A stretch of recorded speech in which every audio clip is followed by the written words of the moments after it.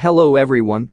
Did you know that Open Traveling Salesman Problem, or Open TSP, is a variant of the traditional traveling salesman problem, where the salesman is not required to return to the starting city after visiting all other cities exactly once.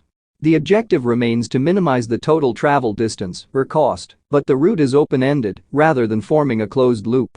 This variation better represents real-world scenarios where a return trip is unnecessary, such as delivery services that end at the final destination, route planning for visiting clients or facilities, or logistics operations like waste collection or mail delivery.